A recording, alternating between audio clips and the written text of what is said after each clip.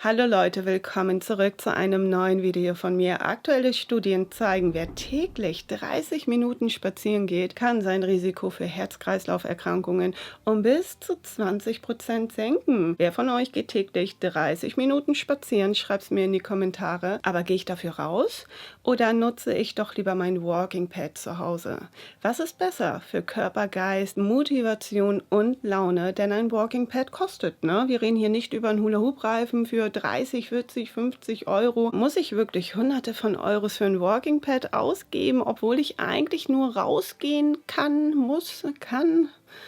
Ja, ihr wisst, was ich meine. Draußen laufen klingt erstmal richtig gut, oder? Man ist an der frischen Luft, die Sonne scheint, die Vögel zwitschern und dann kommt der November. Es wird nasskalt, es wird kühl, stürmisch, regnerisch vielleicht. Vielleicht schneit es dann auch schon. Auf der anderen Seite das Walking Pad. Immer griffbereit, während man E-Mails checkt, während man telefoniert, während man Homeoffice macht.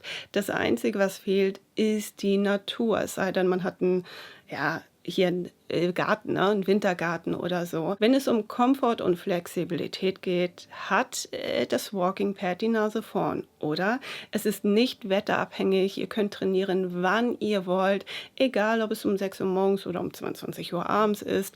Ihr könnt es easy in den Alltag integrieren, ihr könnt immer ein paar Schritte zählen. Studien zeigen, dass diese Art von Bewegung typische Homeoffice-Beschwerden wie Rücken- und Nackenschmerzen lindern kann. Interessant, oder? Spazieren gehen bedeutet immer eine gewisse Planung. Man muss sich anziehen, man muss rausgehen, man braucht die Zeit. Klar, es macht den Kopf frei, aber man kann es nicht immer zwischendurch machen, gerade dann, wenn man vielleicht im Homeoffice arbeitet. Einige werden sicherlich jetzt auch sagen, wenn es regnet oder stürmt, dann gehe ich doch nicht raus. Dann gehe ich doch nicht raus, dann gehe ich lieber ins Bett. Verstehe ich auch, aber man ist dann doch sehr wetterabhängig und manchmal hat man dann auch einfach keine Lust rauszugehen. Gehen ist in beiden Fällen gelenkschonend, also sowohl draußen und auch auf dem Walking Pad. Klar, es gibt das Nordic Walking, glaube ich, Power Walking, Trill oder Hale Walking. Ich bin da nicht so ganz up to date.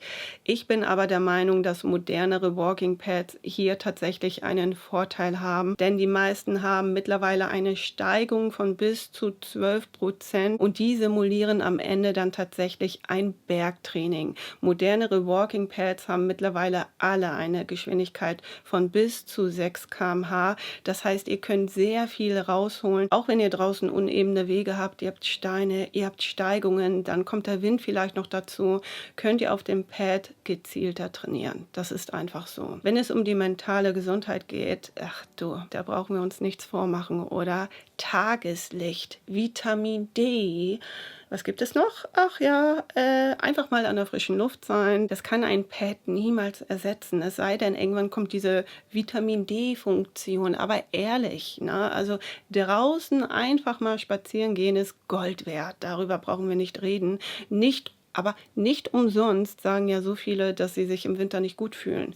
Irgendwie deprimiert, ne? Die Sonne scheint nicht. Das hat alles einen sehr, sehr starken Einfluss auf Geist und Seele. Walking Pads sind super praktisch. Wer es aber nicht regelmäßig nutzt, lässt es irgendwann in der Ecke liegen. Und wohin damit? Ne? Wir reden hier nicht über einen Ring oder so.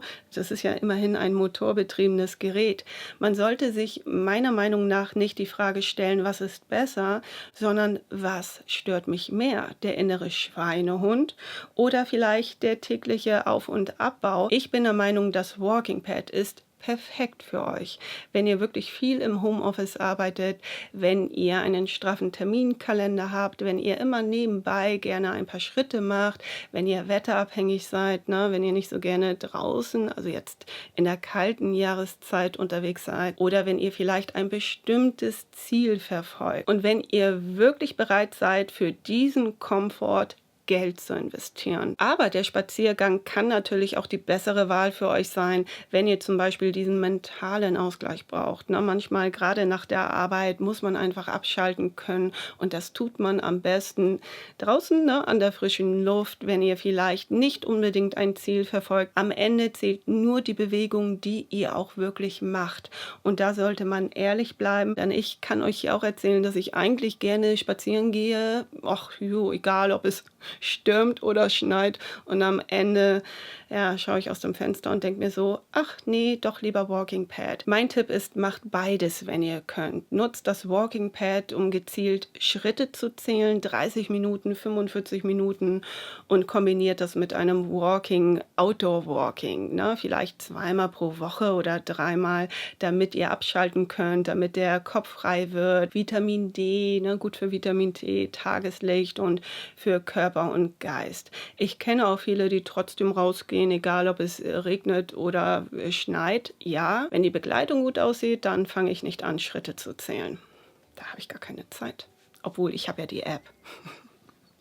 Aber ihr wisst, was ich meine. Auf dem Walking Pad, da bin ich einfach viel fokussierter. Was ist denn nun besser? Ich würde sagen 50-50. Es gibt keinen klaren Gewinner. Das eine kostet Geld und das andere ist umsonst. Schreibt mir gerne in die Kommentare, seid ihr Team Walking Pad oder Team Spaziergang? Ja, habt eine schöne Woche und bis bald.